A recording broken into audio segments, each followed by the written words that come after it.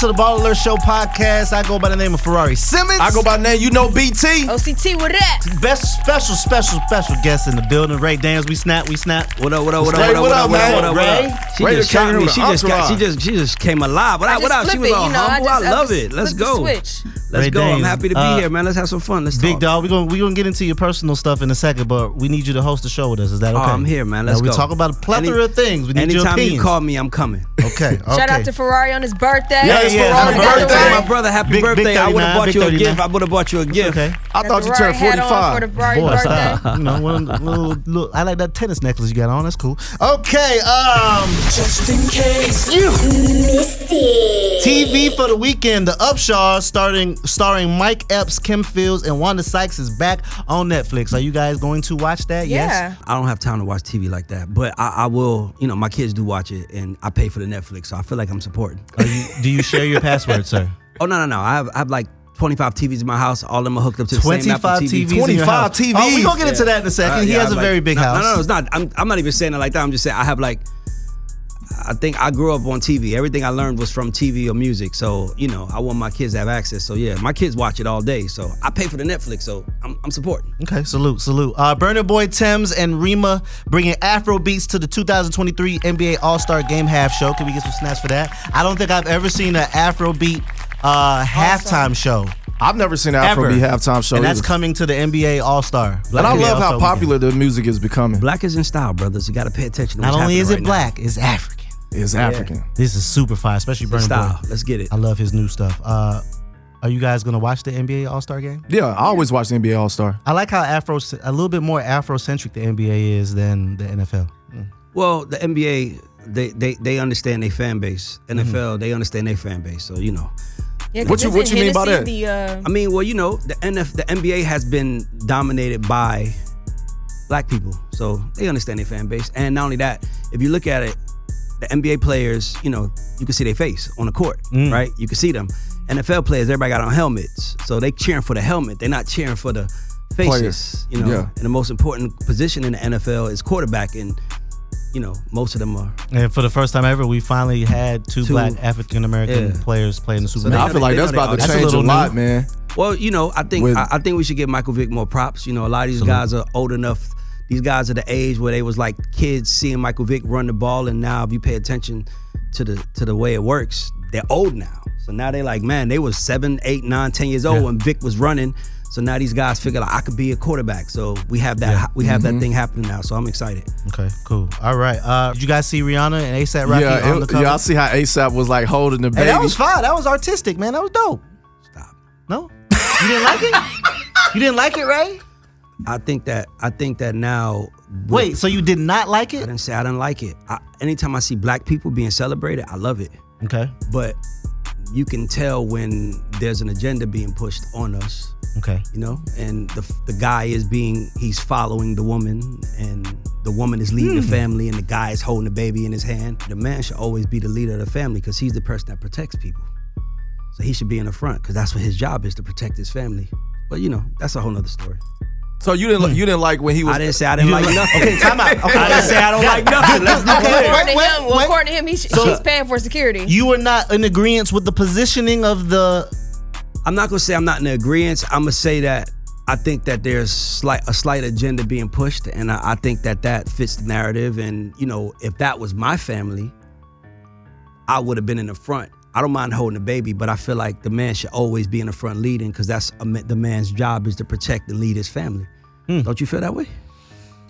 I do feel that way. However, in that specific look, if it's a Rihanna thing, and maybe she included me, then I'm gonna fall back and let her do her thing. I guarantee you, if ASAP said this how it goes, they would have said do whatever they had to go. They would.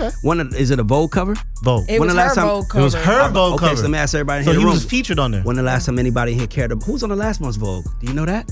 No. Okay, who's on the month before that? Well, it's just heightened right now because she just did Super Bowl, so all these promotions are coming out. No, I'm saying I love it. Like I love Rihanna. Like, dog, I've made a lot of money with Roc Nation. It's not that, but I'm saying I just. You know, it's like when you see commercials and you're like, damn, that's the agenda now. You could just tell, right? You see a commercial and you see the kind of couples they pushing in front of us. It's like, okay, that's the agenda. I can acknowledge the agenda. I might not like it, but I gotta respect it, especially when it's my people. So yeah. Okay. Are you a big sports guy, sir? Big sports guy. Okay. I think I know just as much about sports as music. It is time for Players Ball. Big ballin'. I'm a baller. Kevin Love to get bought out. Kevin Love from the Cleveland Cavaliers. He's getting bought out. Yes. Yeah. Who I didn't even know cares? he was still playing. I didn't either. Not Yes, being funny he's still enough to- playing. LeBron Bro, he- dumped on him last season. Do you not that's remember? last season. That don't That's mean Kevin playing this Love, bro. season. You coming off the bench after you don't want to. He won his chip in 16. Yeah, but I ain't coming off no bench. Damn. That's the first Kevin Love headline I've seen all year. Exactly. But isn't it? And Cleveland isn't is that good. the So it's duration? not like they're not relevant. Cleveland is really good this year. Yes, but they got some young guys on there. That's doing my their point. thing. But it's like, bro, you the OG. And you play with LeBron, bro. You ain't supposed to be coming off the bench.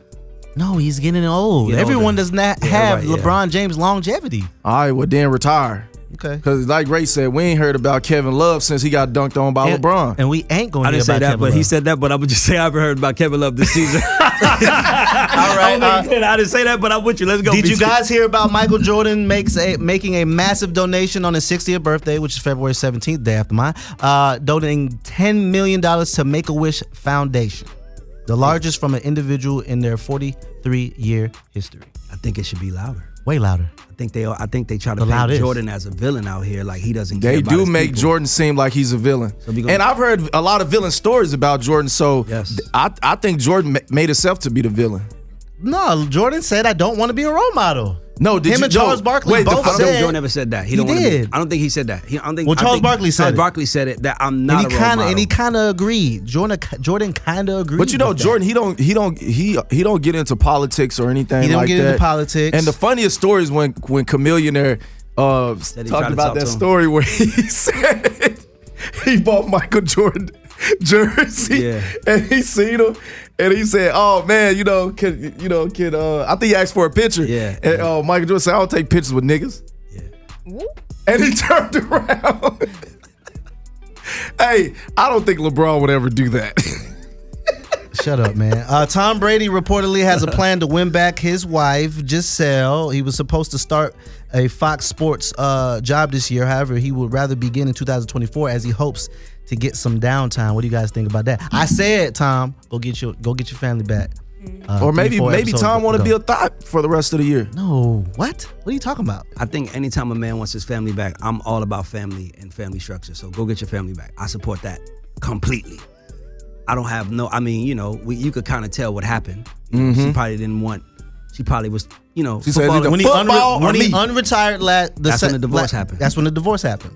Yeah, so obviously they definitely probably had that conversation. Like, if you go do this, then And she got probably. And I hear that she's worth more than him. So she has. Oh, she a big deal. Remember we had an episode about that? What Yeah. Dave Chappelle say? He said, Jay-Z got fuck you money, but Beyonce got fuck you too money. So she got fuck you too money. So yeah. Let's take a quick commercial break. We got Ray Daniels in the building. We're going to pick his brain, talk to him when we get back right here with the BallerAlert Show. BallerAlert! And we are back with the BallerAlert Show podcast, available everywhere you get your podcast. Ray Daniels is in the building. Can we get some snaps for my guy, Ray? Let's get it. Big deal that you're here, sir. I don't know. about that. I love when you brag on yourself. Can you please? Now, I got a quick story. I don't even know if you remember this.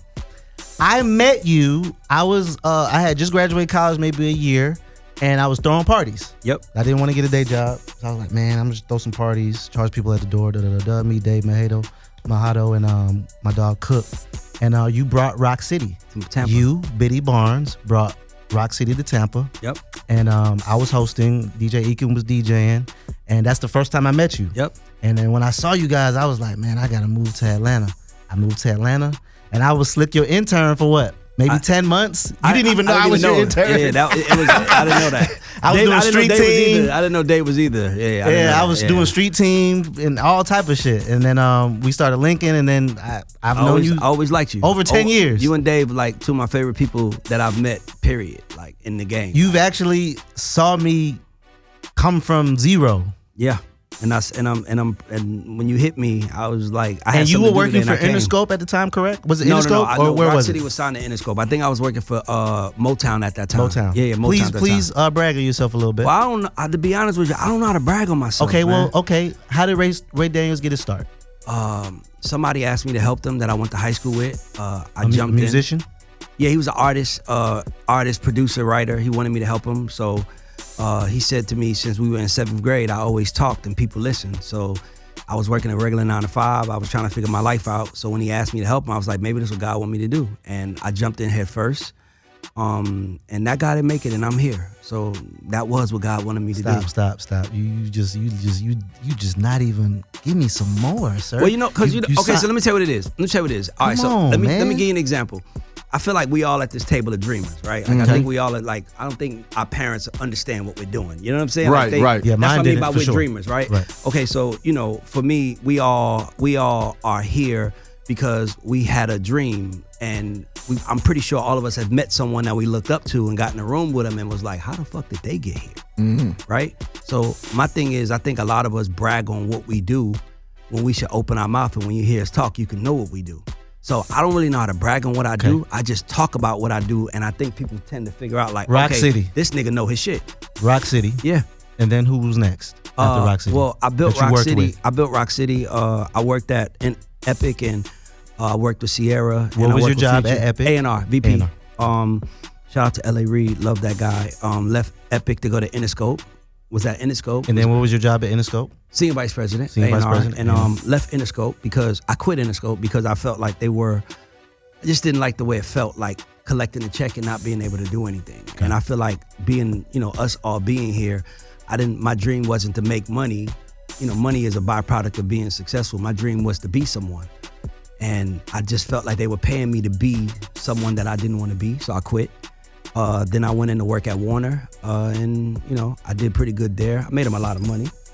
I did Sweetie's Best Friend record, did Sweetie's Tap In, signed Annalie Chopper, signed Rimble. I put a whole lot of money. You made them a lot of money. Put some points on the board. But then you start realizing as you work at these companies that they want your influence, they just don't want your voice. Mm-hmm. So I decided I started a new company called LYI, which stands for Leverage Your Influence. And I decided to bet on myself, and here I am. Simple as that. And you still manage one of the biggest songwriters in the country. We won Record of the Year at the Grammys with Lizzo's About Damn Time. And can't wait to put the plaque up for that one. Did a lot, man. It's Lotto's biggest record, Big Energy. Man, it's so crazy because I don't really know how to watch my work. I just do the work. And for me, it's like I feel like most of us lose because we're so busy watching our work, waiting for a celebration to happen. And I don't live by that creed. I live by this. I'm the same. You know this. You've been my friend for over 15 years. I'm the same person I was from the minute I came in. The minute that I change that thought process is the minute that I lose it all. The minute that I walk like I'm in. Every day I wake up willing to earn my keep. Every day I wake up willing to do the work, and good shit happens for me. Simple as that. So I got a question. My mom ain't worked in 10 years and ain't gonna never work. Beautiful. Damn. Never. You was one of the first people I FaceTime when I got my mansion. crib. Yeah, my mom lived in a mansion, drive a nice Range Rover, everything paid off. My mom ain't gonna never work a day in her life. And that's because of what we done in the music business. So I honor that process. How do you feel about when artists have issues when they're talking about their contracts being signed to a label, a major label? I talk about this a lot. I think you got to take the good with the good, the bad with the bad with anything in life. I think that LeBron James, we just talked about. I think LeBron James is underpaid and he makes more money than probably everybody on his team, right? So for me, it's just the way of the world. You gotta, if you're an artist, you knew what you were signing, you took the check. You knew that, you knew how much was in it for you. I see a lot of artists, it's so crazy because when I try to do deals with artists, the first question every artist asks is, how much money? I'm like, why does that matter? Let me tell you why. Because my first year in the music business, my first year, 2005, I made like $70,000, $80,000. That money was gone by the end of the year. So that means I got to make more money in 2006, 2007, 2008, and here we are in 2023. I'm still making more money. And the reason why is because I honor my word and I honor the process, rather than saying, damn, I should be making more. Damn, I should be this. When I did what I did for Warner, I made them a whole lot of money. I could have stayed there and been like, yo, but no. The way God worked it out, it was different. I could have went and begged for a job, but I know me enough to know, like, damn. Like, it's like Sean, like Ferrari. Been on Ferrari since he was since I was a promoter, by right? Sean. Here's the thing. I still have his name on my phone, Sean. But here's the thing. Whether he worked at Streets, whether he worked at V, whether he works at BallerAlert, wherever he is, I still see Sean. When he called me, I'm coming. I don't give a fuck if he. So you've never told me no. Come on. And my thing is, BT, same thing. Vice Y'all ever call me, I'm coming. So the reason why is because it doesn't matter what brand you work for. It don't matter. You are the brand. And once I figured that out, I was like, damn, I could be the guy that represents Warner. I could be the guy that represents Interscope. I could be the guy that represents Epic. Or I could be the guy that represents my fucking self. And I'll take the good, the bad with the bad that come with that. And that's just where I'm at with it. So my company's called LYI because I wanted people to see their influence. I want people to see themselves. Like all of us are out here chasing money when we should be building value and leveraging that value for ourselves. So that's where I'm at with it, man. So when you building value, you can't focus on what you did because you got to wake up and build value tomorrow. Yeah, you got to wake up and build value the next day. I take weekends off when I'm with my kids because I got to be normal at some time. But yeah, my only goal is waking up, building value, and that's it. And that's what I've been doing. Speaking of value, what do you think about everybody selling their publishing now? Good question. That's a good question. I think it's a good idea. That's how did Zaytoven do something? I became a multimillionaire off those deals. So I'm never gonna say it's a bad deal. But here's the good part. We sold part of our catalog. That was from 2007 to 2015, right? Okay, we sold that. But nigga, 2015 to 2020, we did more records, more hits. Lizzo, Sierra, every Doja Cat. Got out of that deal. Now we in a new deal and we got hits with Lizzo, Cardi, everybody. I'm a worker. You know how I look at it? Let me tell you how I look at it. I have a theory, and it's gonna sound disgusting to you, but this is how I just want to be honest. Tell me your name. Octavia, nice name. If somebody came to you, Octavia, and said, I want to buy a cup of your piss, you would sell it, right? I'd be like, where is this going? No, you wouldn't. I'm like weird Octavia, like that. if somebody came to you and said, I'm gonna get $1,000 for your piss, you're not gonna say, what are you gonna do with it? You're gonna be like, what? I'm gonna use the restroom right now. Let's go. I'm actually gonna do that. Okay, so I'm not gonna just sell my whatever. Like, that's DNA. You flush it down the toilet, but you flush it every day. So my thing is this. So I couldn't work with you then because you don't see the world the way I do it. The way I see it is you're gonna piss tomorrow. You're gonna piss 4 or 5 times a day. So somebody wanna buy a cup of piss, I'm gonna piss today, I'm gonna piss tomorrow, I'm gonna keep pissing. I'm never gonna stop as long as I'm alive, I'm gonna use the restroom. So if you wanna buy it, I'm gonna sell it. So as long as you're going, you're fine. Now, if you're gonna stop, then that's different. Now it's like, man, I don't know if I'm gonna ever piss again. I'm gonna sell it. Okay, cool, that's when it's worth something. But as long as you're gonna piss tomorrow, then who cares? So for me, it's like, sell your catalog for 2 reasons. Either because you continue to go, or you deciding you wanna stop. And it's that simple, but if you're doing it to make a check, that should be gone tomorrow because money goes fast. Can you talk about your podcast? You started the podcast? Yeah. I like your podcast. One time for that, you be talking that shit on there. I didn't even know I started the podcast. You first off just started talking shit on Instagram. Yeah, that's what I really did. And then it came into because first it was tweets actually. Yes, it was tweets. It was tweets, and it was tweets because it was video. It was tweets because I worked at Warner, and when you work for a major label, your voice has to be silenced. So like, say if I worked at a major company, I would have to ask for permission to do this show. Right. If I was an A&R marketing guy, whatever, I gotta ask for permission. Really? Oh, yeah. I didn't know that. You gotta ask for permission. And now you gotta ask for permission. They wanna know, what are you gonna be talking about? What's going on? Because what happens if I say something dumb up here? They're not gonna say Ray Daniels said it. They're gonna say Ray Daniels of Interscope Records said something, and then you can kill the stock. Gotcha. So I respect it, but so I was tweeting because I couldn't use my voice. And then as soon as I left Warner, I started putting out videos, and I didn't wanna go ask for another job. I just felt like I was bigger than that. And maybe that's me being arrogant. And I was like, man, put a camera in front of my face and ask me a question once a day. So I would do that. And then all of a sudden, people, everywhere I would go, people would be like, yo, congrats on the podcast. I'm like, dog, it's not a show. But then you made it, and it's called. I had people calling me to do one. I thought that was a podcast the whole time. I didn't start a podcast. Now it is. I didn't start a podcast. And then when I seen guests, I was like, oh, he's including guests on the show now. This podcast is an experiment, by the way, for artists. What's the name of it? God Show. It stands for Goats and Underdogs. Okay. But this podcast was an experiment. Really good. It was an experiment. The Jermaine Dupri clip was the one that took it over the top. Took it over. Yeah, because you had started some shit. That's the one. That's when Diddy came and was like, No.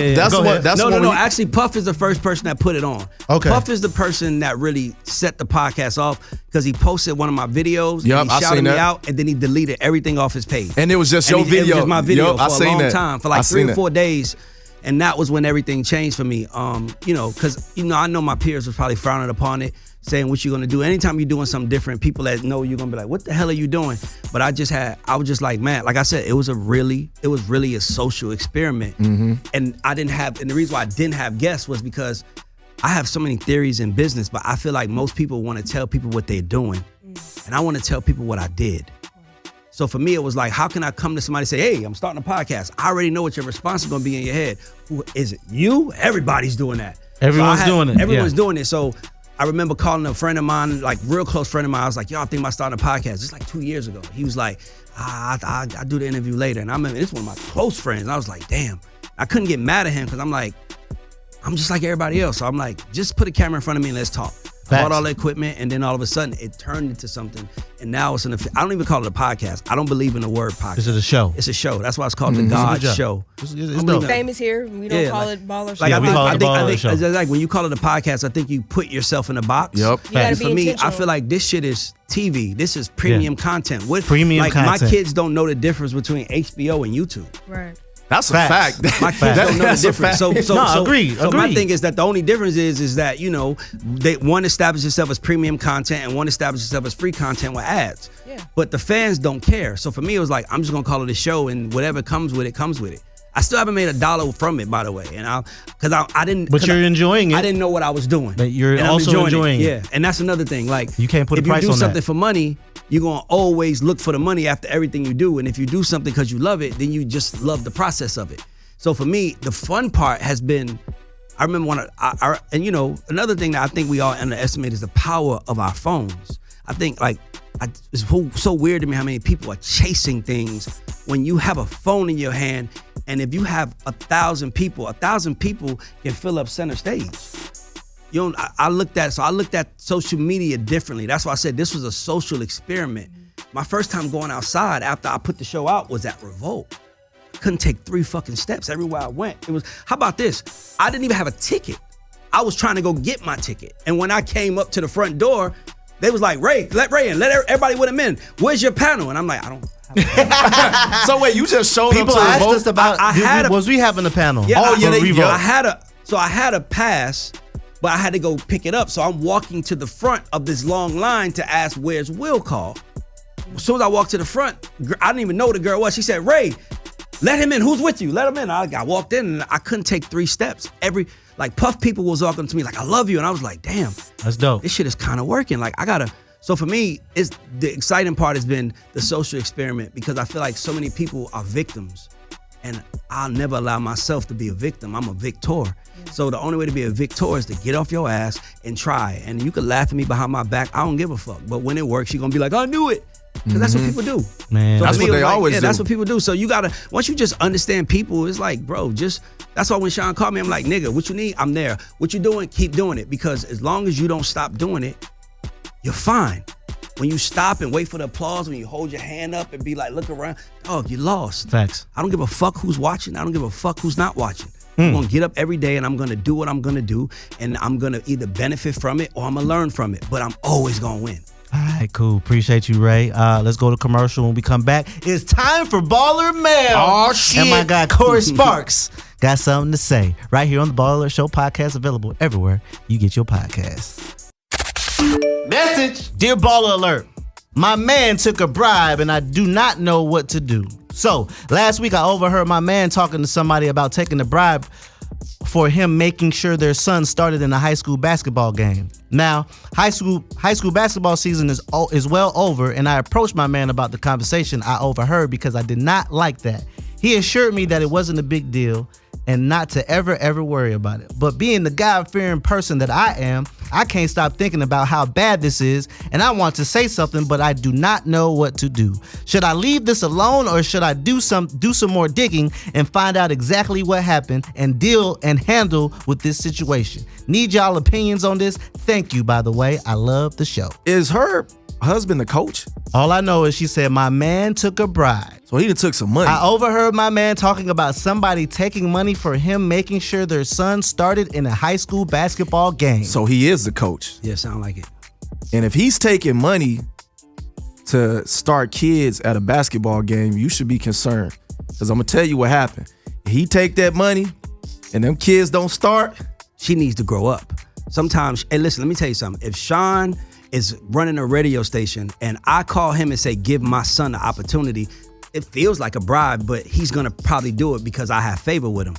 Use it. Nepotism is good. If a father or mother can help their kid get on, then get the fuck on. Like, why are you worrying about that? Grow up.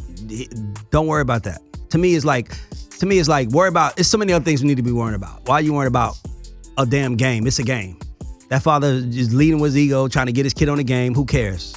Why do you care?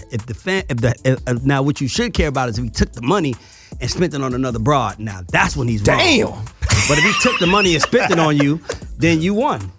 And to me, I feel like the one thing I learned is that, one of the biggest lessons I had to learn in life was cheat to win. Cheat to win.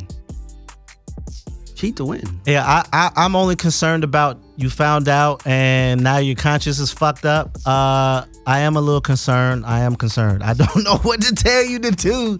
You in a conundrum in my tip voice. I don't know what to tell you to do, sweetheart. It looks like you want to leave. It looks like you want to snitch and leave your man. So if that's what you want to do, go ahead. But you look like what you need to do is mind your goddamn business. Grow up. Yeah, you gotta mind your business, man. When I'm scared for you. I tell you that. You in a. I just hope the kids start, man. Whoever he took the money for, I just How hope about the kids this? start. Pretend you didn't hear it, and That's just what I'm move saying. forward. Grow up. Ak, what you think? I think it's time to get out of here. One time for my dog Corey Sparks. Come over here, sir. You come on over here by me, sir. So, Ferrari's a good friend of mine. I've known him since he got to Atlanta. I've been here for about almost 11 years.